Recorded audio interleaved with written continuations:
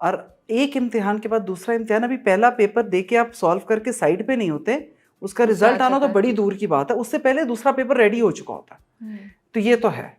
اور پھر اس پہ بھی میں کہتی ہوں شکر ہے میرے مالک کا کہ اس نے یاد رکھا ہوا ہے اور وہی اس میں سے نکالنے کی ہمت بھی دیتا ہے.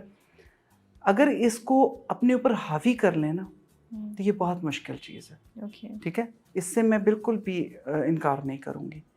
لیکن جہاں آپ نے زندگی بہت پازیٹیو، بہت صاف گوئی سے گزاری ہے اور یہ سوچ کے گزاری ہے کہ یہی میری زندگی ہے، میں اس شخص کے علاوہ کسی اور کو نہیں دیکھوں گی، جب اپنے پہ اتنی ریسٹرکشنز ہیں تو وہیں کہیں نہ کہیں آپ نے اس رشتے میں بھی ریسٹرکشنز رکھی ہیں. لیکن جب آپ کو ایک فون کال ریسیو اور کوئی یہ پوچھے کہ ہاں اگر میں شادی کر لوں تو اگر تب ہوتا ہے رابعہ جب کوئی نظر آ جاتا ہے تو ہم کہتے ہیں اوکے. اس پہ میں اپنے آپ کو یہ بات ضرور کہوں گی I am a bad person کہ وہ کہتے ہیں نا برے کو اس کے گھر تک پہنچانے والی بات ہے کہ اچھا okay let's do that okay. تو میں نے جس انداز میں اس کو لیا تو سمجھ ہی نہیں آیا. اچھا میں ایک بات ضرور ایک شیئر کروں گی. مجھے لگتا ہے یہ کہ میرے فادر ان لا نے یہ مجھے بات کی تھی، آدمی تب افیئر چلاتا ہے جب اس کو چوری میں مزہ آتا ہے. جب بیوی اس کا فون چیک کرتی ہے، سوال کرتی ہے، چھپ چھپ کے پیچھے جاتی ہے، ٹھیک ہے، اور سڑتی ہے تو آدمی کے افیئرز بڑھتے ہیں. ایسا نہیں ہے وہ رک جائے.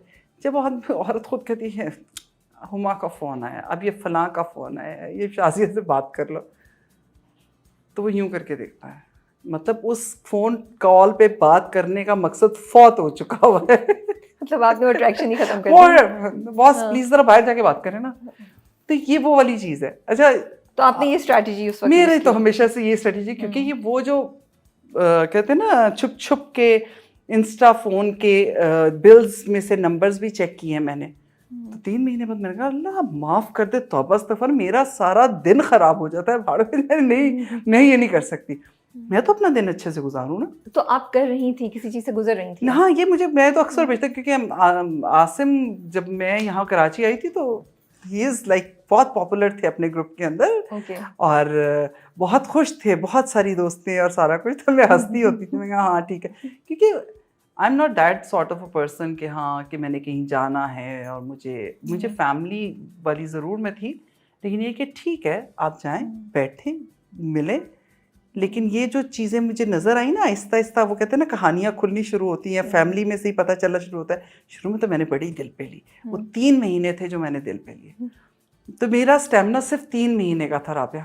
3 مہینے بعد میں نے کہا ایک منٹ، ان 3 مہینوں میں میری بھوک مر گئی، میری پیاس مر گئی، میں نے اپنے بچے کے ساتھ کھیلا نہیں، میں کر کیا رہی تھی؟ رونے کے علاوہ مجھے کوئی کام نہیں تھا. ایکسکیوز می ٹھہر جاؤ. میں اپنے سسر کے ساتھ بیٹھی اور میں نے کہا بھائی صاحب یہ کیا چل رہا ہے؟ تو انہوں نے مجھے یہ داستان بتائی کہ بیٹا اس کا یہ طریقہ ہے. میں کہا اوکے سر. اس کے بعد ہم نے اپنا ہر چیز ہی چینج کر لی. ایون یہ کہ میں نے اس ٹائم بھی کہا تھا، میں کہا بھائی اگر آپ نے شادی کرنی ہے تو میں یہ دوستیاں اور باہر کے رشتے ان چیزوں کے بجائے میں یہ کہوں گی نکاح، پریفرنس نکاح. میری طرف مت کبھی انگلی اٹھے کہ جی میری بیوی نے منع کیا ہوا، میں نے نہیں کیا ہوا. نبھاؤ، کرو اور نبھاؤ، خرچے اٹھاؤ 2 بیویوں کے. تو اسی ہنسی مذاق میں یہ بات ہوئی اور ہم نے کہا ہاں جی کر لیں. بچے معنی رکھتے ہیں، بچوں کے لیے تھوڑا سا ایشو ہوتا ہے. اور ہم نے کہا کہ میں نے اپنے بچوں سے بات کی، میں نے کہا بات یہ ہے کہ یا تو باپ من و مٹی کے نیچے چلا جائے بیٹا. میری پازیٹیونیس تمہیں یہاں سے سمجھ میں گیا. آسم کا ایکسیڈنٹ ہوا، اس کے بعد میں نے ان کو گاڑی دکھائی، بچوں کو تو یہ ڈر گئے. ابو، میں کہا اگر وہ من و مٹی کے نیچے چلا جاتا تو تم اسے ہاتھ نہیں لگا سکتے تھے، چھو نہیں سکتے تھے، اس سے بات نہیں کر سکتے تھے، تو اس کو دیکھ نہیں سکتے تھے. تو اللہ کی کرنی ہے کہ وہ زندہ ہے تو شکر مناؤ. تو اس سے کیا فرق پڑتا ہے؟ ہم ایک اور بندہ اپنی فیملی میں لے آتے. بچے آپ کے کتنے بڑے تھے اس وقت؟ بڑے تھے، بیٹی واز لائک اراؤنڈ 15. اس نے سمجھ لیا پھر آپ کی بات کو. ہاں، اور بیٹا 13 کے قریب. تو ہی سیٹ کے، اور میرے بیٹے نے سوال کیا تھا، اور ہم دوستی آدمی میں بات کرتے ہیں تو اس نے کہا اگر عورت تجھے کوئی فرق نہیں پڑتا تو ٹھیک ہے، لیکن میں تجھے روتا ہے میں نہ دیکھوں. میں نے کہا ہاں میں نہیں روتی. تو اس کے بعد سے ہم نے اپنی لیکن بڑا اچھا رہا وہ بھی سارا سلسلہ. لیکن یہاں ایک بات ایڈ کرنا چاہوں گی. میں ہمیشہ یہ کہتی ہوں، میں لوگوں کو یہ پتہ ہے کہ میری 2 بیٹیاں 1 بیٹا، نہیں، میری 2 بیٹیاں اور 2 بیٹے. ایک بیٹا عاصم کی دوسری شادی سے ہے. اور حیرت کی بات یہ ہے کہ جب وہ ہوا تو تکلیف مجھے ہونی چاہیے تھی لیکن مجھے نہیں ہوئی تھی, ان کی اماں کو زیادہ ہوئی تھی. بٹ میں نے اسے ایک ہی بات کی تھی اس کے پیدا ہونے پہ, میں کہا تم جتنا مرضی چاہو اس کو میرے بچوں سے نہ ملنے دو, میں ایڑی چوٹی کا زور لگا دوں اپنے بچوں کو اس سے نہ ملنے دو, ایسا ہو ہی نہیں سکتا. تم اور میں باہر والے ہیں, یہ ایک ہی خون ہے, تم کچھ نہیں کر سکو گی, تو ایک کام کرتے ہیں ان کو ایک رہنے دیتے ہیں. تو پھر بس وہ ایک ہو گئے. اور اب یہ چیز ہے کہ وہ اپنی اماں کو کہتا ہوتا تھا بڑی ماما کے پیچھے چھپ جاؤں گا, بڑی ماما کے پیٹ میں چھپ جاؤں گا اگر مجھے کچھ کہا تو ابھی بھی آیا ہوا ہے. اور ماشاء اللہ اب تو بڑا ہو گیا اور ہمارے گھر کا حصہ ہے, ہمارے بیٹا ہے, اور میرے بچے اس سے بہت پیار کرتے ہیں. اینڈ یہ بات میں ضرور ان ساری بہنوں سے کہنا چاہوں گی کہ جو اپنے بچیوں کے لیے اور اپنے بیٹوں کے لیے, اپنی اولاد کے لیے اسٹیپ آؤٹ نہیں کرتی گھر سے اور بہت مشکل زندگیاں گزارتی ہیں, یا چلو اگر کر بھی لیتی ہیں تو اپنے بچوں کے بارے میں سوچتی ہیں, کبھی یہ سوچیں کہ اس بچے کا کیا قصور ہے. اس کا کوئی قصور نہیں ہے. اگر ہم اپنی اولاد کے لیے آسانیاں چاہتے ہیں اور ہم چاہتے ہیں کہ اللہ راضی رہے ہم سے, ہم کسی کے دیندار نہ, تو اس بچے کو گلے سے لگائیں, اس کو دل سے لگائیں. باقی رشتے چلتے رہتے ہیں. جب ایک چیز ہی ختم ہو گئی, بات ہی ختم ہو گئی, تو اس پہ کیا رونا.